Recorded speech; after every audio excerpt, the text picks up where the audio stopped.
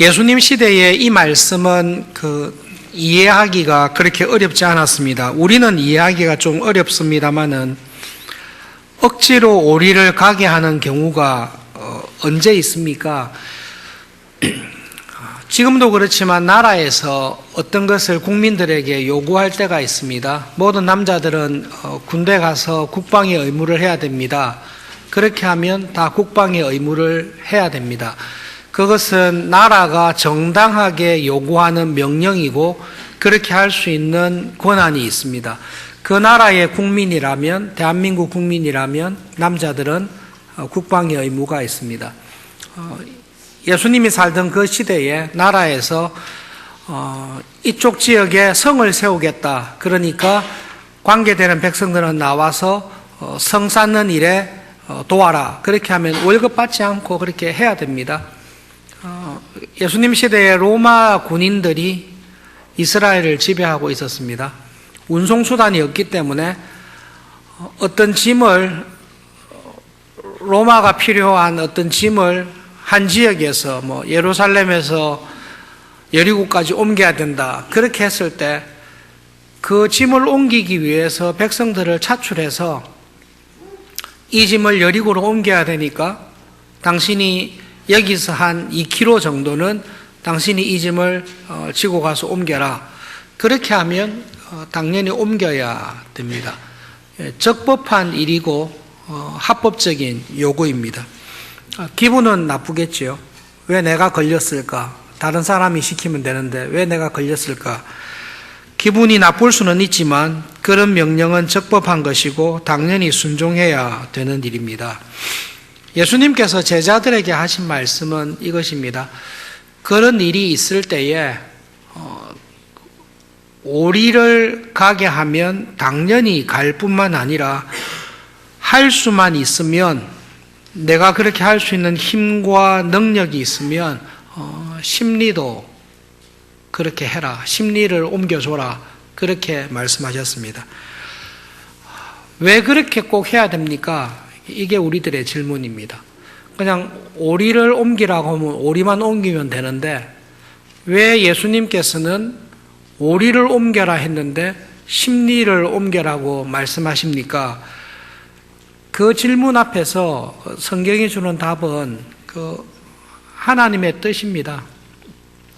예수님께서 예수님을 믿고 따르는 하나님 나라의 백성된 우리들에게 이 세상에서 살아갈 때에 꼭 해야 될 일이라면 너희들은 그 일을 억지로나 귀찮게 여기지 말고 기꺼이 하라고 말씀하십니다. 집안에 여러 형제들이 있습니다. 부모님께서 연로하셔서 누군가가 돌보아야 되는 상황이 있습니다. 부모님을 공경하고 부모님을 잘 섬기라고 예수님께서 말씀하셨습니다. 5명의 자녀 가운데 누가 부모님을 모셔야 될까요? 그런 문제로 간혹 의논을 할 때가 있을 것입니다. 그럴 때 예수님께서는 예수님을 믿는 하나님 나라의 백성된 우리들에게 하시는 말씀이 있습니다. 누군가 한 사람이 부모님을 모셔야 되고 부모님을 보양하고 돌보아야 된다면 네가 해라. 예수님을 믿고 하나님을 믿는 네가 해라. 만약에 자녀들이 부모님을 함께 모시기로 해서 여러 달 서로 나누어서 섬기기로 했다면 너는 네가 맡은 달뿐만 아니라 네 힘이 닿는 데까지 더 많이 해라. 그것이 예수님께서 주신 말씀입니다. 회사에서 직장 생활할 때에 누군가 해야 될 굳은 일이 있을 수 있습니다. 교회를 섬기는 가운데 누군가가 교회의 직분을 맡아서 교회의 짐을 져야 될 때가 있습니다. 예수님께서 하신 말씀은 그런 일이 있을 때 하나님을 믿는 네가 해라. 그리고 그 일을 할 때에 억지로 하지 말고 기쁘고 즐겁게 해라. 그렇게 말씀하십니다. 왜 하필이면 내가 해야 됩니까? 다른 사람이 해도 되지 않습니까? 예, 다른 사람이 해도 됩니다. 그런데 누군가 한 사람이 그 일을 해야 됩니다. 그러면 네가 해라. 그리고 그 일을 기쁘게 해라. 예수님께서 하신 말씀입니다. 그래서 예수님께서 이 말씀을 하시고 42절에 어떤 사람이 너에게 와서 무엇을 요구하거나 부탁하면 거절하지 말고 언제든지 주어라 말씀하고 있습니다. 예수님의 말씀 가운데 오해해야 될 것들이 항상 있는데 조심하셔야 됩니다. 무조건 도와주라는 말이 아닙니다. 무조건 도와줘야 된다. 무조건 빌려줘야 된다. 그 말씀을 하신 게 아닙니다. 도와주고 빌려줄 때에, 도움을 줄 때에 잘 분별해서 도와야 됩니다. 우리 교회도 그런 역사가 있었다는 것 알고 있습니다. 음식이 필요해서 노숙하시는 분이나 배가 고프신 분들이 와서 돈을 달라고 할 때가 있습니다. 그런데 돈을 드리면 음식을 사 먹지 않고 술을 드시는 경우가 있습니다. 그것을 교회가 알게 됐습니다. 그래서 돈을 드릴 수 없으니까 컵 라면을 준비를 했습니다. 근데 컵 라면을 준비했는데 컵 라면을 여러 개 받으셔서 숲에 가셔서 술로 바꾸는 경우도 또 경험을 했습니다. 이민교회에서도 그런 일이 있습니다. 미국에 있는 좀 어려운 분들은 아주 떳떳하셔서 교회는 마땅히 도와야 된다, 돈을 줘야 된다 이렇게 이야기하는 분들을 여럿 만난 적이 있습니다. 그때 영어권에 하는 목사님이 참 지혜롭게 했는데 교회는 마땅히 배고픈 사람을 도와야 되지 않느냐, 그러니까 내 배고픈 것을 교회가 해결해야 된다, 돈을 줘야 된다 그렇게 이야기하니까 우리 교회는 돈을 주면 분명히 딴 데 쓰거든요. 우리 교회는 돈을 드릴 수 없습니다. 배고픈 사람을 도와야 되지 않냐? 예, 그래서 제가 음식을 사드리겠습니다. 영어권 목사님이 그분을 모시고 영어가 잘 되니까 모시고 가서 음식점에서 음식을 사드렸습니다. 그러면 돈을 가지고 딴 일은 하지 않죠. 그 이후로 교회에서 근처에 있는 음식점에 쿠폰을 구입해서 오시면 쿠폰을 드린 적이 있습니다. 예수님께서 오리를 억지로 가게 할 때에 심리를 동행해라는 말씀은 무조건 도와줘라 이 말이 아닙니다. 잘 분별하고 도울 사람을 도울 만한 지혜로운 방법을 통해서 도와야 된다. 그것은 원리입니다. 그런데 예수님께서는 그보다 한 걸음 더 이야기하셨습니다. 이게 정당한 일이고 올바른 일이라면, 누군가가 한 사람이 해야 될 일이라면 너희들이 해라. 그런데 너희들은 그 일을 할 때에 네가 할 수만 있거든, 심리를 갈 수 없는, 체력적으로 갈 수 없는 사람은 할 수 없겠지요. 그러나 누군가 한 사람이 이 일을 해야 되고 그 일이 나에게 떨어졌고 내가 이 일을 하기에는 나는 심리까지 갈 수 있는 체력이 됩니다. 여유가 됩니다. 그러면 즐거운 마음으로 너는 요구한 것 이상으로 도와주라. 이 규칙을 정하셨습니다. 이 규칙을 정하신 분이 누구십니까? 예수님께서 정하셨습니다. 그리고 예수님께서는 우리들에게 나를 따르는 제자들이라면 너희들은 이 세상 살아갈 때에 그렇게 살아라. 그래서 로마의 군인이 너는 참 신기한 사람이다. 내가 이렇게 억지로 일 시키면 다 투덜대고 불평하고 짜증내면서 하는데 너는 내가 이렇게 일을 시켰는데 왜 즐거운 마음으로 하냐? 내가 너에게 요구한 것 이상으로 왜 이렇게 봉사하냐라고 물었을 때 우리는 예수님을 믿는 사람이기 때문입니다. 예수님께서 우리들에게 이런 도움을 요청할 때에 오리를 억지로 가게 하면 심리를 가라고 주님께서 말씀하셨기 때문입니다. 저는 당신을 기쁘게 하기 위해서 이 일을 하는 것은 아닙니다.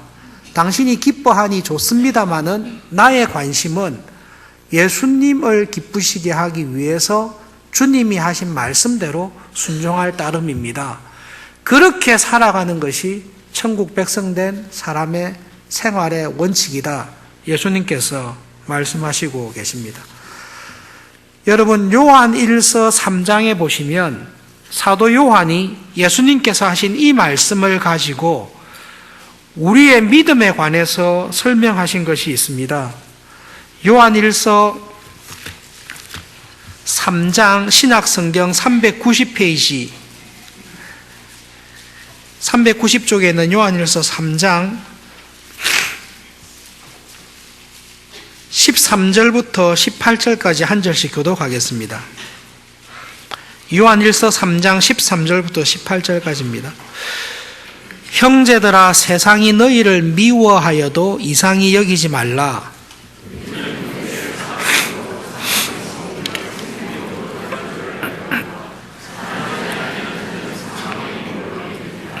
그 형제를 미워하는 자마다 살인하는 자니 살인하는 자마다 영생이 그 속에 거하지 아니하는 것을 너희가 아는 바라.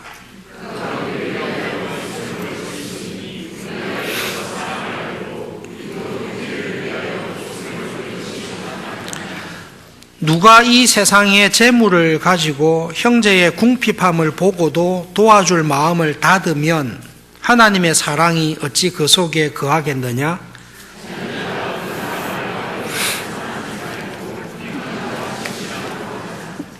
사도 요한이 하는 말씀은 굉장히 간단하면서도 명쾌합니다. 하나님께로 난 사람은 사랑합니다. 왜냐하면 하나님은 사랑이시기 때문에 그렇습니다. 사도 요한의 논리는 정말로 단순해요. 하나님은 사랑이십니다. 그래서 하나님께로 난 사람, 하나님의 자녀로 거듭난 사람은 당연히 하나님을 사랑합니다. 그리고 하나님을 사랑하는 사람은 형제를 사랑하게 되어 있습니다. 왜냐하면 하나님께로 났기 때문에 그렇습니다. 하나님께로 났다고 하면서도 형제를 사랑하지 않는 사람은 그 사람 안에 사랑이 없기 때문입니다.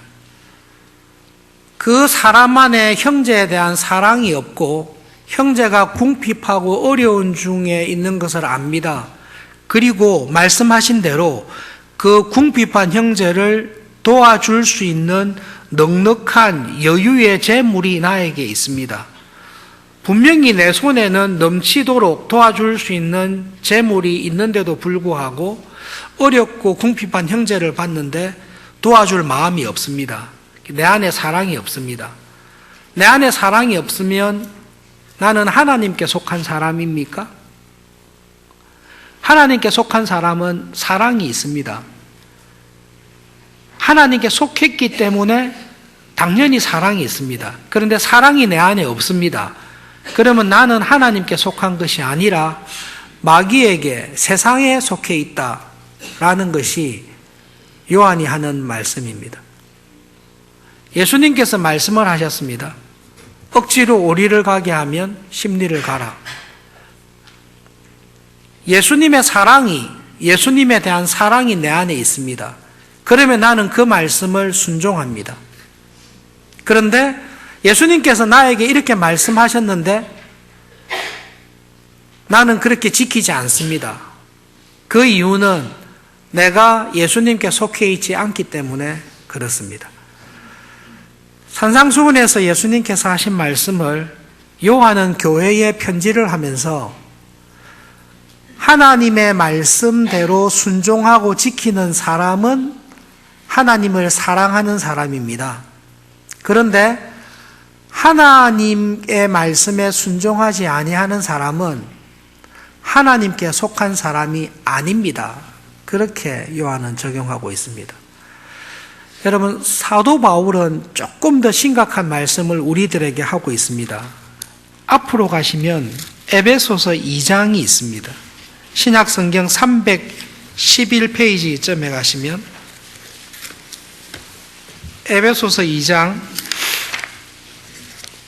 8절부터 10절까지 한 절씩 교독하겠습니다. 신약성경 311페이지쯤에 가시면 에베소서 2장 8절부터 10절입니다. 너희는 그 은혜에 의하여 믿음으로 말미암아 구원을 받았으니 이것은 너희에게서 난 것이 아니요 하나님의 선물이라.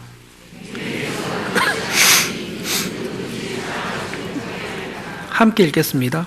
우리는 그가 만드신 바라 그리스도 예수 안에서 선한 일을 위하여 지으심을 받은 자니 이 일은 하나님이 전에 예비하사 우리로 그 가운데서 행하게 하려 하심이니라. 우리에게 주신 구원의 은혜를 설명하고 있습니다.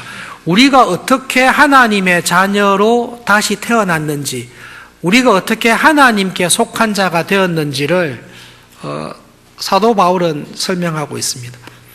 우리가 하나님의 자녀로 다시 거듭난 것, 그리고 구원을 받게 된 것은 하나님의 선물입니다. 하나님의 은혜로 말미암아 구원을 받았습니다. 하나님의 은혜로 말미암아 하나님의 자녀로 다시 태어났습니다. 하나님의 자녀로 다시 태어날 수 있는 길은 믿음입니다. 예수님을 믿는 믿음, 예수님께서 나의 죄를 대신하여 죽으시고 예수님께서 가지고 있는 의를 나에게 입혀주셔서 하나님의 자녀로 거듭나게 해주셨다. 그 예수님의 죽으심과 부활을 믿는 그 믿음으로 말미암아 우리는 하나님의 자녀가 되었습니다.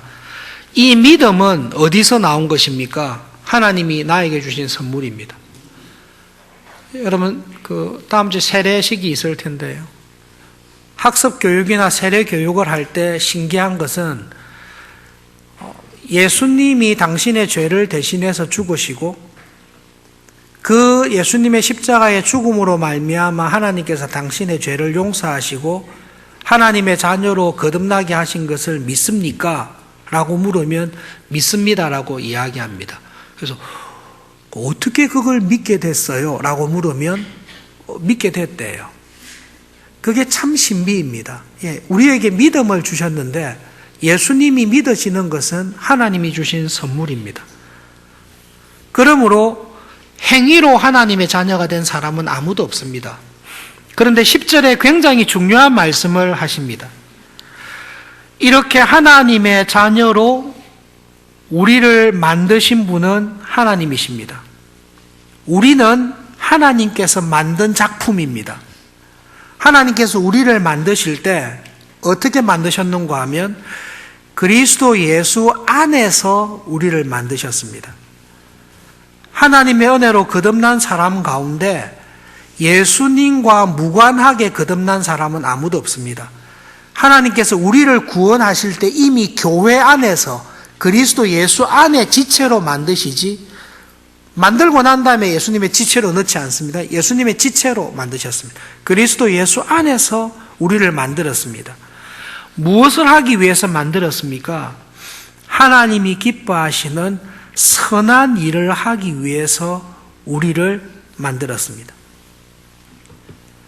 우리는 분명히 하나님의 은혜로 행위가 없이 은혜로 구원을 얻었습니다.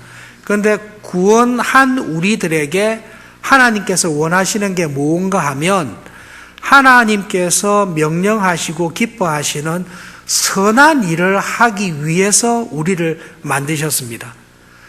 그 하나님이 기뻐하시는 선한 일, 그 일에 기꺼이 순종하면서 살아가는 모범을 보여주신 분이 예수님입니다. 그래서 우리를 만드실 때 예수님 안에서 딱 만들어서 하나님의 자녀가 된 사람은 마음에 항상 생각이 마음의 중심에 뭐가 있는가 하면 어떻게 하면 하나님께서 기뻐하시는 일을 할 수 있을까? 어떻게 하면 하나님께 칭찬받으면서 살 수 있을까? 그 생각을 하면서 살아가는 사람으로 바꿔놓았습니다. 그래서 우리의 질문이 이거예요. 하나님, 이번 한 주간을 지낼 때 제가 어떻게 하면 하나님이 기뻐하시는 선한 일을 하면서 살 수 있겠습니까? 이렇게 물었습니다. 그럴 때 예수님께서 뭐라고 대답을 주셨죠? 산상수훈에서 이렇게 이야기했어요. 그래, 하나님이 기뻐하시는 사람으로 다시 태어나서 하나님께 칭찬받는 선한 일을 하면서 살기 원하면 내가 답을 이야기해 줄게. 누구가 오른뺨을 때리거든 왼편을 돌려대라. 고발해서 속옷을 빼앗으려고 하는 사람이 있으면 겉옷까지 주라. 억지로 오리를 가게 하거든 심리를 동행해라. 그 말씀을 우리에게 주셨습니다. 설교의 두 번째 부분인데요. 우리에게 갈등이 이겁니다. 하나님께서 은혜 주셔서 이 말씀대로 살아갈 수 있도록 우리를 강권적으로 역사하실 때는 이게 가능합니다. 그런데 이 말씀대로 살지 못하도록 하는 어려움을 봉착할 때가 참 많이 있습니다. 언제 이 말씀이 나에게 순종으로 열매 맺지 못하고 이 말씀을 들었지만 딱 거절할 때가 있지 않습니까? 언제 이 말씀에 대해서 거절하고 부인합니까? 내 마음에 들지 않을 때 우리는 이 말씀을 딱 부인하게 되어 있습니다. 내가 왜 이래야 돼?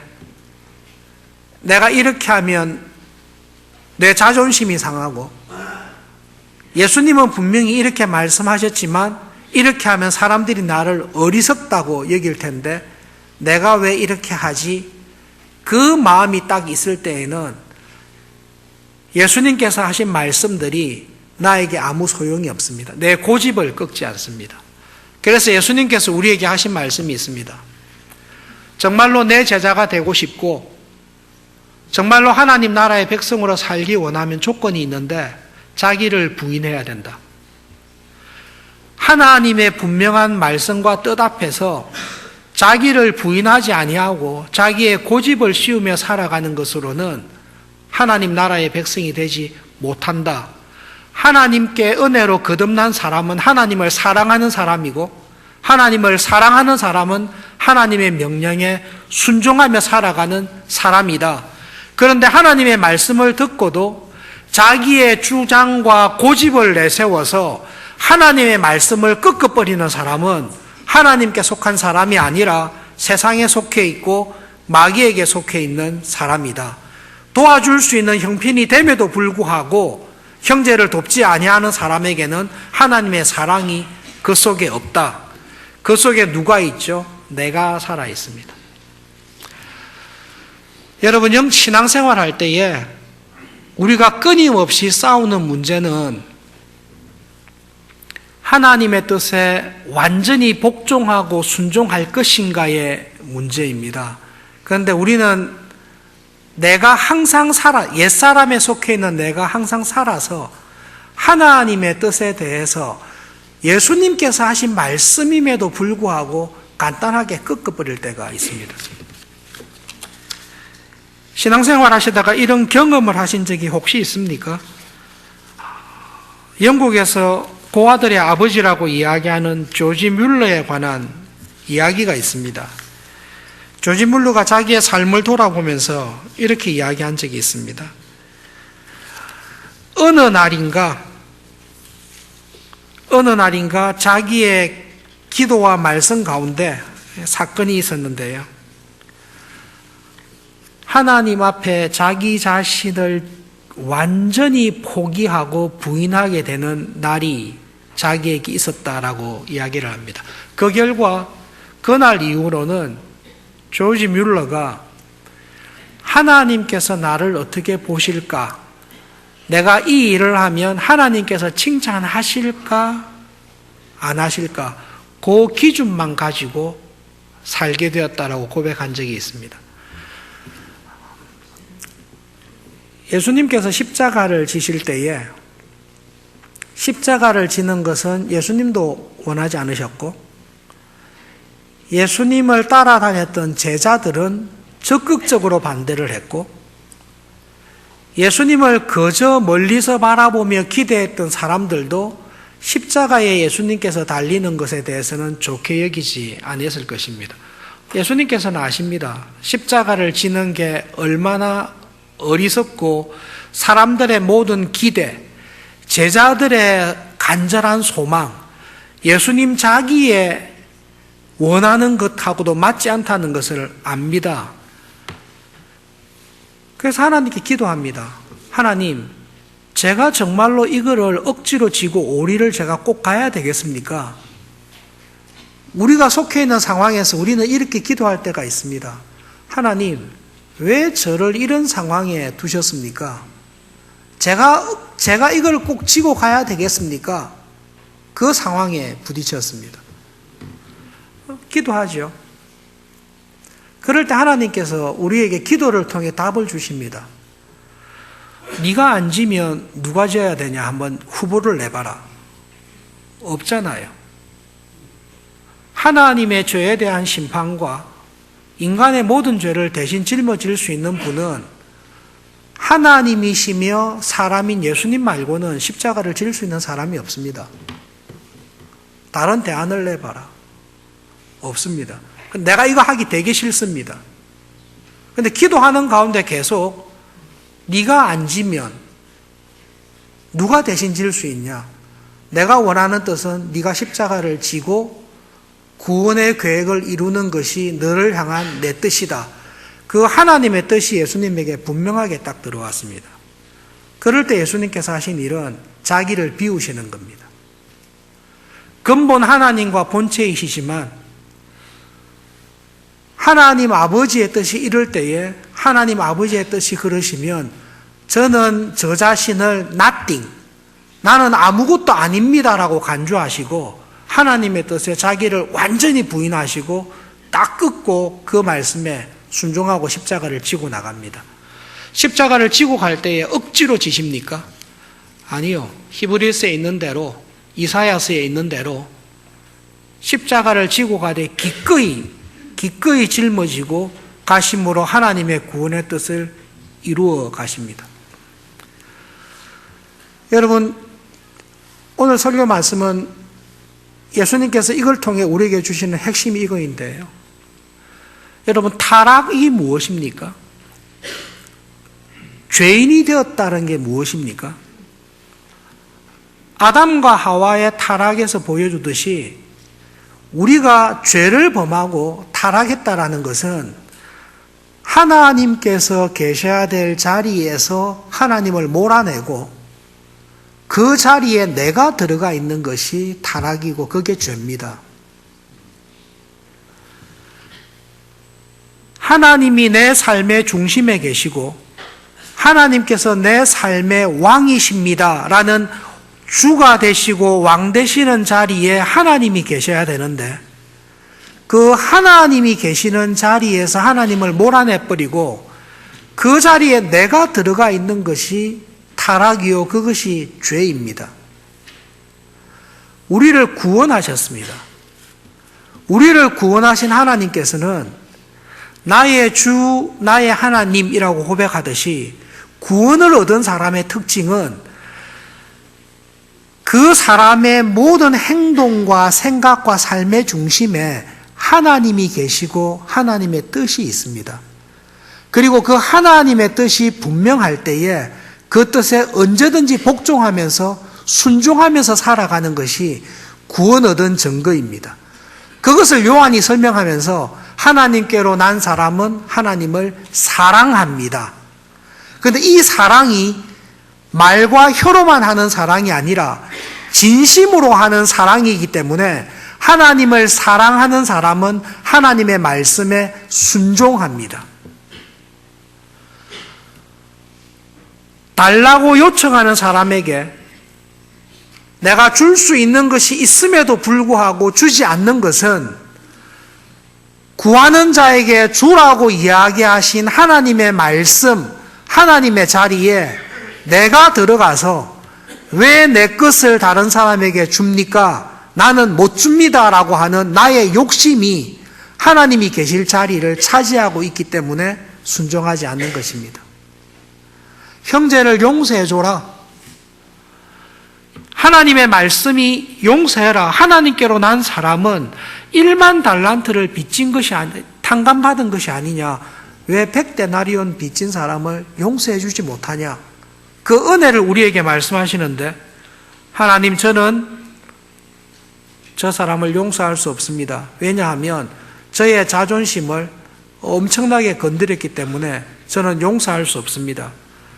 하나님이 계셔야 될 자리에 하나님이 계시지 않고 내가 들어가 있습니다. 그럴 경우에는 하나님의 은혜가 나를 사로잡지 못합니다. 우리에게 있는 싸움이 이 싸움입니다. 여러분, 예수님께서 하신 산상수훈의 말씀들을 하나씩 묵상해 보십시오. 뿌리를 이야기하고 있습니다. 실제로 뺨을 돌려대라, 실제로 겉옷을 줘라는 것이 아니라 그 말씀을 통해 우리에게 주신 구원이 무엇인지를 가르쳐 주시고, 이런 말씀을 통해 하나님의 구원의 은혜를 받은 사람은 어떻게 반응해야 될지를 우리들에게 말씀해 주고 있습니다. 오늘 사도 요한이 하신 말씀, 사도 바울이 하신 말씀을 곰곰이 생각해 보십시오. 성경은 우리에게 이렇게 말을 하고 있습니다. 기꺼이 심리를 가십시오. 다른 뺨을 대십시오. 겉옷을 주십시오. 잘합니까? 할 때도 있고 안 할 때도 있습니다. 그러나 성경은 우리에게 하나님께로 난 사람은 항상 이 일을 한다라고 이야기를 합니다. 하나님께로 난 사람은 하나님을 사랑하기 때문에 나를 향한 하나님의 뜻이 용서해라, 섬기라, 짐을 지라, 이것이 하나님의 뜻이면 하나님을 사랑하기 때문에 하나님에게 순종합니다. 이 하나님에 대한 순종과 하나님에 대한 사랑이 무엇을 이기는가 하면 재물에 대한 나의 욕심을 이깁니다. 자존심 상한 것을 이깁니다. 저렇게 하면 내가 손해볼 텐데라고 하는 손해볼 생각을 이깁니다. 하나님의 은혜로 말미암아 그리스도 예수 안에서 하나님이 만든 작품으로 다시 태어난 우리들은 하나님을 사랑하는 마음, 그 은혜에 감사하는 마음으로 말미암아 자기를 이기고 나를 죽인 그 자리에 하나님께서 왕이 되십니다라는 것을 고백하면서 살아가도록 하나님께서 우리에게 은혜를 주십니다. 그렇게 살고 있지 못하는 부분들이 우리에게 많이 있습니다. 예. 하나님 말씀에 비추어 볼 때에 저는 죄가 없습니다. 그렇게 하는 사람은 사도 요한이 말한 대로 거짓말하는 사람입니다. 예, 우리에게는 연약함과 부족함이 항상 있습니다. 그러나 마음의 중심에 하나님을 내 삶의 중심에 모시고 하나님의 뜻이라면 완전히 나를 부인하고 순종하며 살기를 원합니다 라는 이 신앙이 날이 갈수록 커지게 되어 있습니다. 결론적으로 여러분, 신앙생활을 1년을 하셨든지 10년을 하셨든지 모태신앙이면 아면 평생을 하셨든지 하나님 앞에서 나를 돌아보시면서 내 안에 그리스도의 형상, 예수님의 형상이 내 안에서 얼마나 강하게 살아가고 있는지, 예수님이 얼마나 내 안에서 힘있게 살아가고 있는지를 꼭 돌아볼 수 있기를 바랍니다. 사도 바울이 복음을 이야기하면서 했던 말씀이 이겁니다. 내가 그리스도와 함께 십자가에 못 박혀 죽었습니다. 나의 옛사람이 죽었습니다. 하나님의 말씀인 줄 뻔히 알면서도 내 고집대로, 내 욕심대로 살려고 했던 나는 그리스도와 함께 십자가에 옛사람이 죽었습니다. 그리고 지금은 내 안에 예수님께서 살아계십니다. 내 안에 예수님께서 살아계셔서 예수님이 살아가신 것처럼 나도 살아가고 있습니다. 그런데 예수님은 어떻게 사셨습니까? 하나님이 기뻐하시는 뜻이 무엇일까? 어떻게 하면 하나님을 즐겁게 할 수 있을까라는 그 한 가지 생각으로 십자가를 능히 지신 분이십니다. 한 주간 살아가실 때 내가 지금 처해 있는 상황에서 하나님께서 나에게 원하시는 것이 무엇일까를 기도하시면서 그 뜻을 알아가실 수 있기를 바랍니다. 그리고 이것이 하나님께서 나에게 원하시는 뜻이다라고 생각될 때는 자기를 부인하시고 이기십시오. 여러분, 죄는 이게 하나님의 뜻인 줄을 아는데 모르지 않습니다.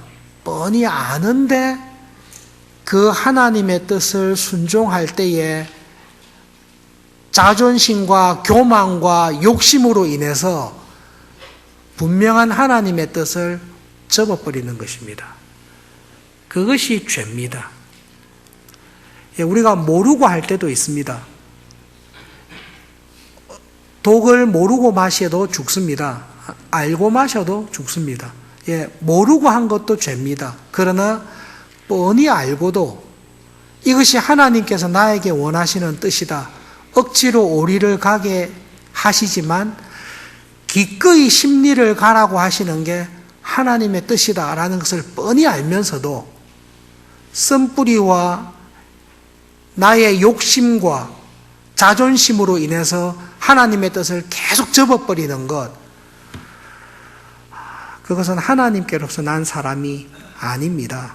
예수님께서 이 말씀을 통해 우리들에게 예수님의 모범을 보여주시고, 하나님의 뜻이라면 하나님과 동등되신 분이 자기를 아무것도 아니라고 간주하시고 우리와 같이 되시고, 우리와 같이 되셨을 뿐만 아니라 가장 수치스럽고 부끄럽고 오해받을 수밖에 없는 십자가를 지고 그 길을 계속 가셨는데, 예수님의 마음속에는 한 가지만 있습니다. 하나님께서 나의 길을 인정하시고 기뻐하실 것이다. 그 믿음의 싸움을 이번 한 주간도 끝까지 잘 싸우실 수 있기를 바랍니다. 기도하겠습니다.